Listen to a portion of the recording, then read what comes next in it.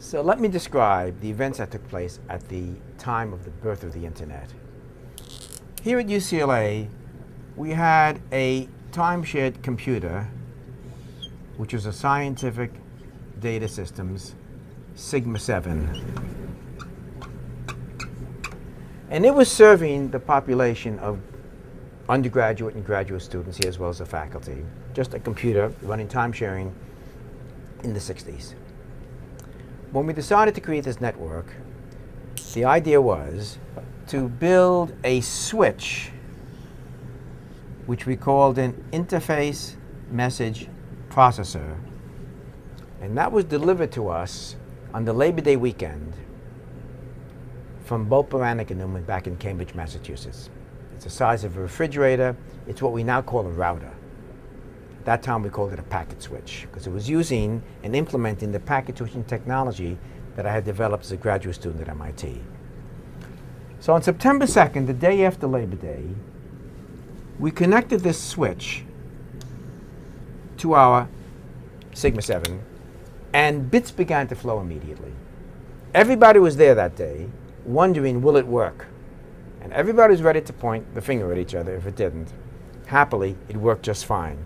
Next day, we had messages moving back and forth. So this was UCLA. And the time was September 1969. A month later, up at SRI, Stanford Research Institute, another imp arrived in October, and shortly thereafter, they connected their host computer, which was a PDP machine, program data processor machine, a digital equipment machine, to their imp. So this is Stanford Research Institute, SRI, and the period is October 69. So we decided that we would log on from our machine to their machine. And the idea was we'd sit down as if we were a local user on this machine and log on through the network to that machine.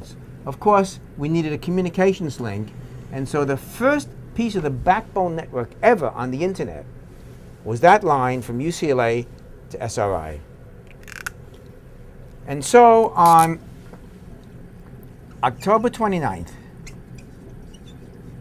1969, one of my programmers, Charlie Klein, and I were in this room. We decided to log on to this machine.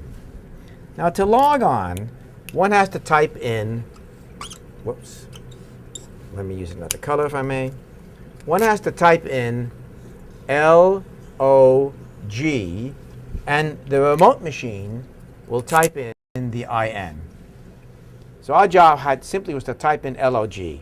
Now, up at the other end, there was another programmer waiting to watch all of this. And we had a telephone connection between these two. Telephone connection so they could talk to each other. And what happened is Charlie typed the L, and he asked, "You get the L?" And the answer was, "Got the L." He typed the O.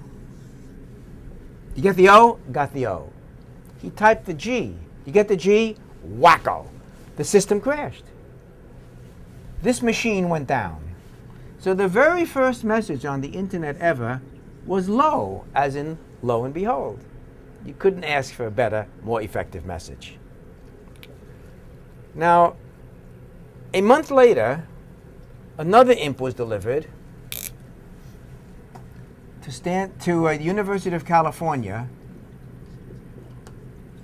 Santa Barbara, and they connected their host in, of course. And we had a couple more lines connecting these imps together. And this was in November of '69.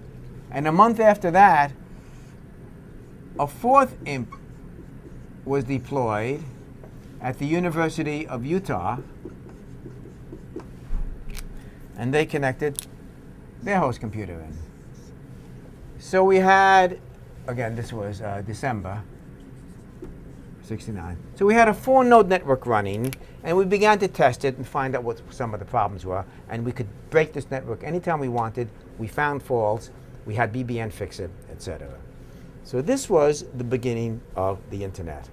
You might say that on September 2nd, when this first connection was made, the internet took its first breath of life. And when this message was sent from UCLA to SRI, you might say that the infant internet uttered its first words. The interesting thing is that we did not have a prepared message to send. If you remember that Samuel Morse had a terrific message, "What hath God wrought?"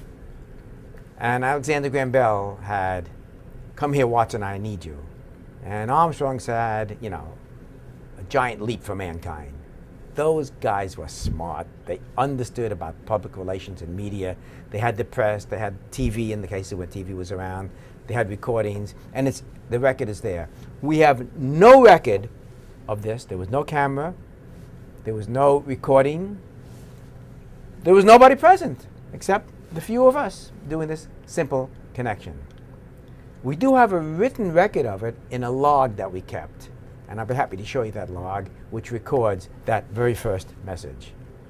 In this box, we have probably the most precious document regarding the history of the internet. And it contains the original imp log in which we recorded the events that took place in those early days. We started recording this in October.